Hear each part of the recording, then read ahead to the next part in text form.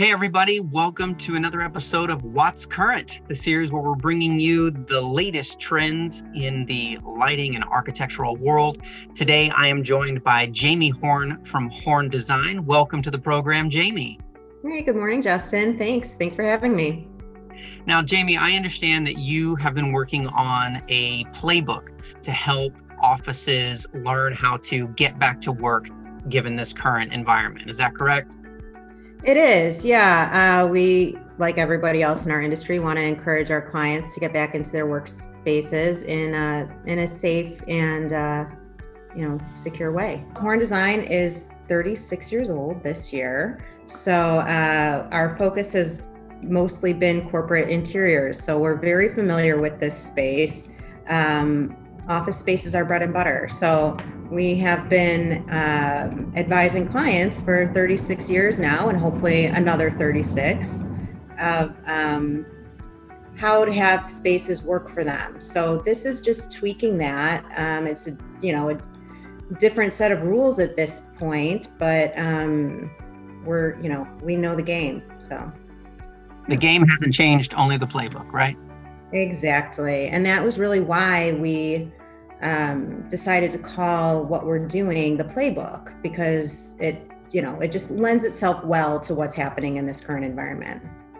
Sure. And that's what attracted me to it, because I'm a football guy. Anything sports related, I gravitate to. Thanks. Well, it's Chicago. It's a big sports city. So, and we wanted it to be approachable. And so we felt like again, it doesn't need to be an overwhelming or a scary thing for clients. They don't need to spend a lot of money. There are really affordable, approachable ways to encourage people to get back into their offices. And that's the message we want to share. So talk us through, how does an office kick it off, right? What are the basics they need to understand, or how do they organize? So I think, it really depends on the size of the office. So larger offices, I would say, establish a committee like you would for a design project. This would be like a COVID committee instead of a design committee. And you'd have that committee making the decisions for the office as a whole. Smaller offices, I would say, get everybody's input. Either way, we suggest starting out with a survey of your employees to gauge their comfort level in coming back into the office, and make adjustments to your space based on the least comfortable person who's willing to come back into the office. That's great advice. Let's start with the least comfortable person as the benchmark, almost. Absolutely, yes. They're the benchmark. In that very first stage of implementation, what are the lowest cost measures that businesses either have that you've seen them implement and that have been good strategies? And what are the other ways that you think maybe people are missing right now? Oh, good question. I think a low cost alternate is putting into place a circulation pattern that does not cost any money. You can even use your own in-house printer to kind of put markings on the floor to create that pattern. If you wanted to do something a little more permanent with that, you could go to a graphics company and have inexpensive guides printed out to kind of, help people circulate around the office. I'd also say it doesn't cost anything to do a staggered shift and have people working from home, so that not everybody is in the office at the same time. That's an easy thing to do. Hand sanitizer, put that everywhere that you can on every surface so that people have easy access to it. Those are some of the simple things that people can do. Great. Now, for maybe some people who have not been involved in a lot of these conversations, or who may not understand, right? Most of us have been out to a grocery store as of late, and there's all these markings on the floor trying to tell us which direction to go, which aisle to go down. In creating a circulation path in an office, what is it that we're really trying to achieve? What you're trying to achieve there is people passing each other. Because what we're understanding about COVID is that it's airborne. And so wearing masks when you're in the office, not at your desk, is also a very important thing to do.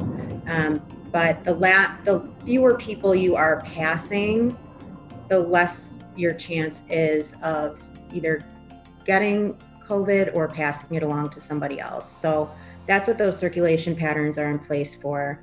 Aside from the circulation, another thing that we're encouraging our clients to do is limit the amount of people in any given space. So conference rooms, evaluate how many seats you would normally have in there, decrease those seats in that office, encourage people to have meetings like this via Zoom.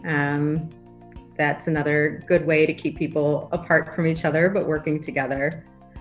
So Jamie, in terms of working from home, what are some strategies that you've worked with clients in terms of creating like shifts, or how are they rotating their people from at home to in office?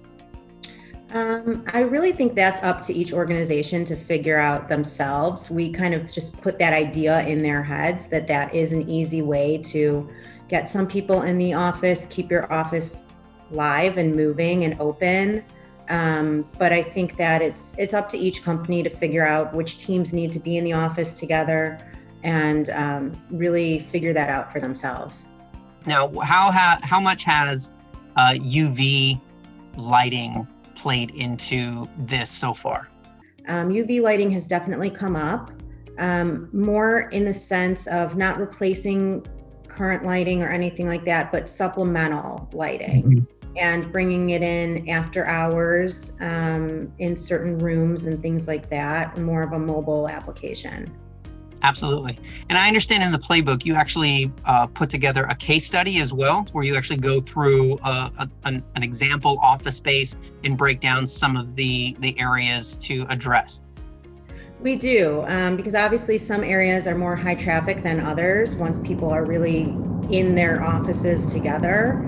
Well, that case study sounds really interesting, and I think it would be great if we could do a little bit of a deep dive into that. However, we're not going to get into that today. We will push that off to episode 2. So for everyone who's watching What's Current, make sure you hit that subscribe button, come back and check in with us. We will return with Jamie Horn from Horn Design, and in episode 2, we will do more of a deep dive into that case study and look at how they addressed the specific areas. Thanks, everybody.